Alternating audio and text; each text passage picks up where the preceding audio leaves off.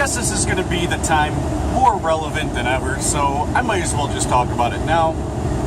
So we had the shooting in Las Vegas, and now everyone's calling for gun control again. Yay for gun control, because that somehow prevents criminals from using firearms. Yay! What the fuck is gun control? First off, there is no such thing as gun control other than we control the guns and you don't. It's the only thing. Because you're going to need to use guns to take away the guns, right? And those people that are going to willingly give up their firearms are not criminals. So who's going to be left with the firearms? Criminals. Now, I'm 100% pro-gun, 100% pro-tools, pro-hammer, pro-pistol, pro-wrench. Whatever tool you use, I'm pro it, right? Because it's a tool. It's designed to help you in a scenario. And, you know, just like you use your screwdriver, you can use the trigger to do the thing that you want it to do. It's just a tool. It's a mechanical tool. Now, the reason I'm bringing this up is because of the gun control bullshit that's going on. I don't believe gun control is going to fix anything. Now, if you really want to look at one specific point of evidence that points to how gun control could be good is in Australia. Australia, they took the guns from everyone. Because of one mass shooting, they took the guns from everyone, and there hasn't been a mass shooting since. However, if gun control was going to work in America, you would think it would work in Chicago, where the strictest gun laws are enforced. Negative, Ghost Rider. In fact, there is more deaths by guns just in Chicago this month than what happened in the mass shooting in Las Vegas. Las Vegas is a totally pro-gun area, right? You can pretty much go into the store and buy a pistol, right? But they have one mass shooting, and then boom, there's a big problem, and we need to get rid of guns because Sandy Hook wasn't bad enough, so we gotta take away the guns now before this happens again. Now, what we really need to understand is that it's not a gun problem. The problem isn't guns. You know, the World Trade Center happened, right? It happened with one shot of any firearm. What happened was planes went through a building, killed 3-something thousand people. And I don't see anyone banning planes. How many people, just in the, look at your state. How many traffic deaths are there every year? A lot more than shootings. A lot more than killers from guns. Right? And these cars, are we banning them? No, we're not. The Oklahoma bombing. So bombings. You know, the Boston bombing. Are we all of a sudden banning bombs? No, because that's something that was already illegal. Yet, people can still get their hands on it. Criminals. People who want to do harm to others. Now, you take away everyone's guns. What's going to happen? The criminals are not going to give up their guns, obviously. And there's going to be a lot of good people not willing to give up their guns either. So what we're going to have is a huge divide. Our country is full of guns, like 100 million guns, let's say 3 trillion ammo. I don't think that they're going to disarm anybody. You know, go into New York City and try to disarm people. I guarantee it's not going to go well. And New York State, not let alone New York City, is a anti-gun state. They'd make it almost impossible to be able to buy a pistol. I would know. I live in New York State. Doesn't matter what you do. My buddy got, he had to wait a year and a half before they finally got back to him. Nope, we're not going to grant you a pistol permit. And that's the only way to buy and sell pistols in New York State, is to have a pistol permit.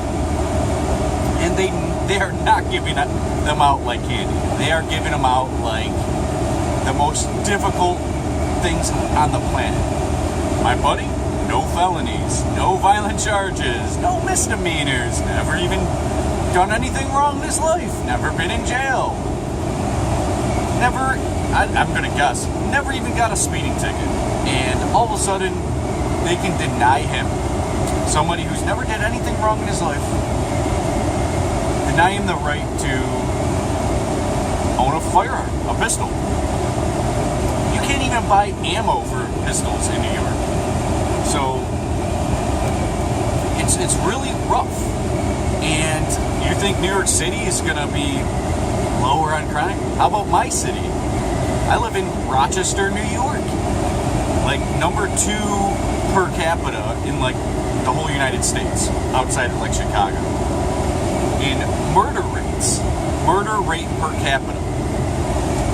You can look it up. I don't know if it's number 2 still, but we were at one point. And guess what? It's almost impossible to get a pistol unless you do it illegally. Keyword, illegally. So, maybe those who do not register their weapons with the state, I can kind of get that.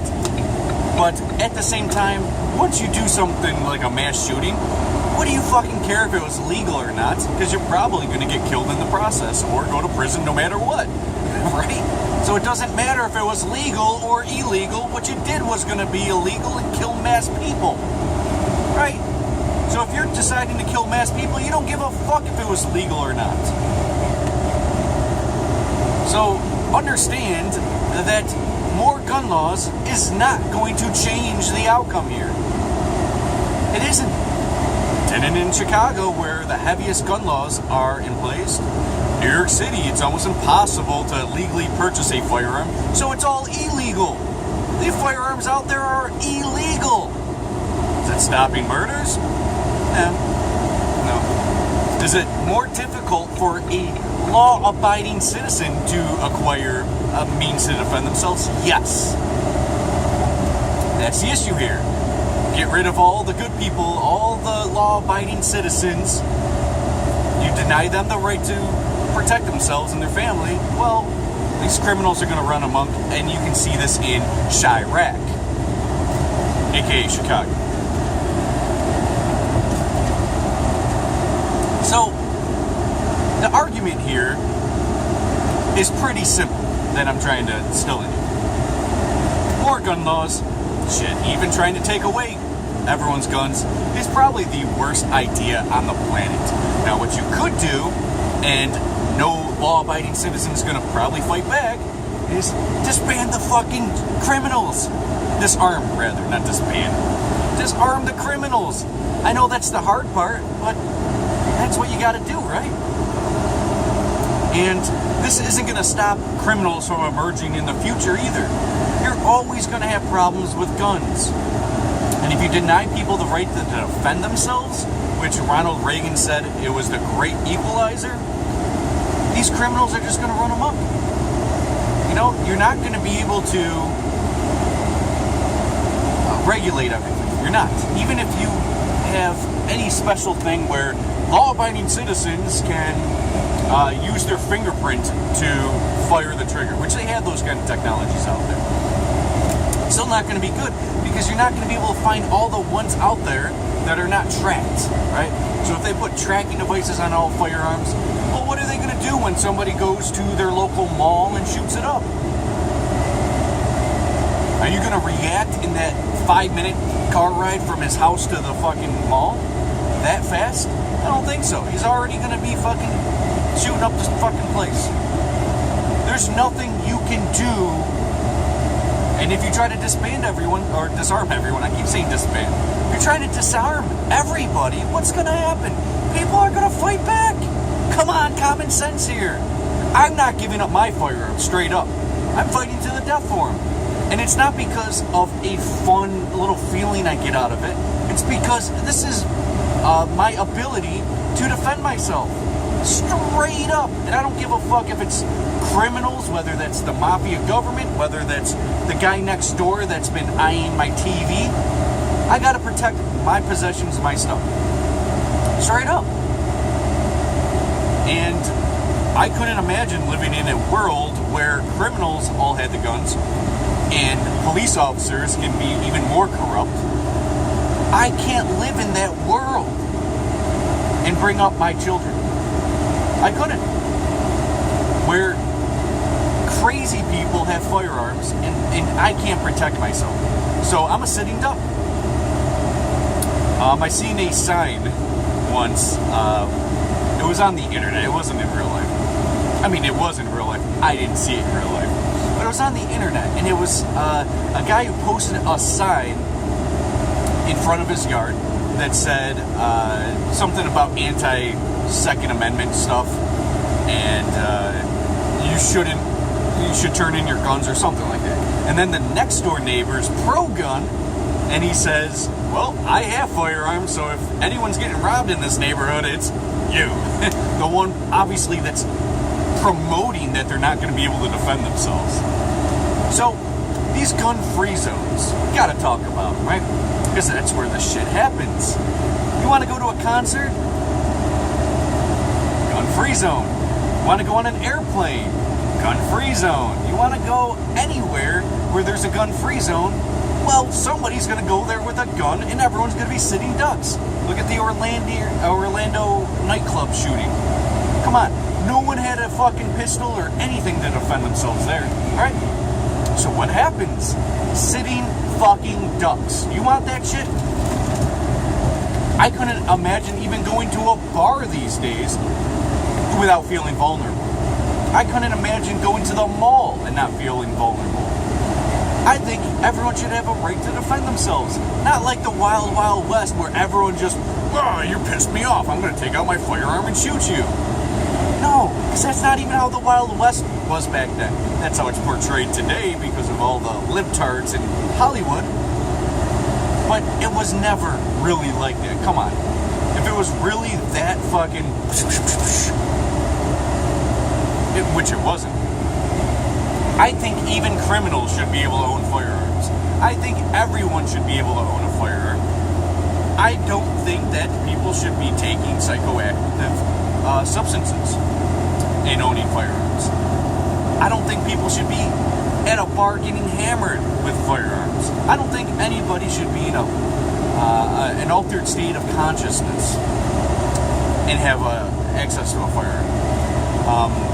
I know a lot of hillbillies, I'll just put them like that, country folk, and they get together and they go in the middle of nowhere and they camp and have a good time and have bonfires and shit. They shoot guns and get drunk. However, getting drunk and using the firearms are two different time periods. During the day, you can use the firearms. The second the first beer is cracked, or the first person who pops open the liquor or wine or whatever, they put all the firearms in a safe. See? These are reliable, decent people that aren't trying to be fucked up or put anyone's life in danger. These are people who know firearm safety. I believe if we are going to have a government and we're going to have gun laws, I think the gun law should be to go through a course before being able to purchase a firearm. Yes, I am sort of still against it, but I think that's the best route. Make sure everyone has firearm safety. 2, I think everyone should be off of antidepressant medication or medication in general. If people are off that, people are going to be more in the right mindset. Antidepressants and psychoactive substances increase suicide rates and homicide rates. So, yeah, there's a real problem. It's a mental disorder problem rather than a gun problem. Again, firearm's a tool. Now, I can wake up tomorrow and say, I don't like somebody, and my only access to something is my steak knife. Take my steak knife to the person I have a problem with and go, and fucking stab the fuck out of that person, right? Where the person does have a better chance of fighting back against a knife rather than a firearm, but still, it's a way to easily murder someone. Hit some vital arteries, boom, you're done.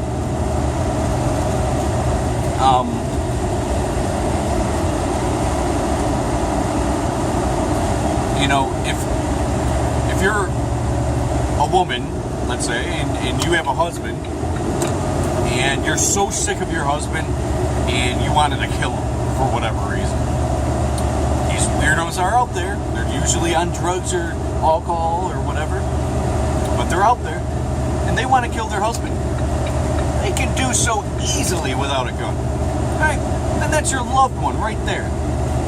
Well, not in that case, loved one. Put some bleach in their food or water or something. You know, just stab him in his sleep or overdose him on drugs. Here's your water, hon, or your soda, hon, and put tons of drugs and chemicals in that shit. You know, there's millions of ways to kill someone. You know, what's that old, there's an old story, I think, of a witch or somebody, some woman that poisons an apple. I don't remember the story, so I apologize. That was a long time ago. It's a children's tale or something. Poisons an apple, eats the apple, you die. There's many ways to kill someone. And shooting a crowd is a way to exterminate a lot of people, injure a lot of people, cause a lot of harm to people and their families and the whole country, the whole world. However, how are you going to defend against that? You always hear about the mass shooter who doesn't get stopped, but you never hear about the shooter who gets stopped, usually even before even killing anyone. Someone pulls out a gun, and an intelligent person who has a pistol permit takes out his pistol and shoots the guy before he shoots somebody else. So, like I said, Ronald Reagan said it's the great equalizer. This is a great thing, a great tool to be able to equalize the playing field. Now, if somebody comes up to a gun-free zone with a gun, there's a problem because gun prevails. Even if everyone charges at the guy with the gun is going to kill a lot of people in the process. So, these gun-free zones are actually destroying our country rather than helping it. Look at all the terrorist attacks. These are gun-free zones. These are zones where people are helpless. And the people who are terrorizing know this. They're not going to this zone to shoot up people if people had guns. Right? Criminals don't want to be where there are guns, where people can kill them. Come on, wake up.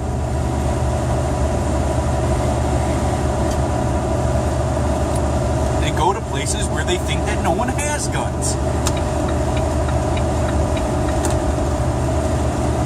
I mean, it's very simple to me, and I know that people need to start hearing more arguments and such. But, you know, the bottom line is this. We don't need more gun control. What we need is less substance, prescribed medication, drugs. I mean, it's well known that the CIA is smuggling in opioids for Big Pharma, for heroin, and then selling it to the dealers, whether that's a doctor or the thug or whoever, right? The cartel.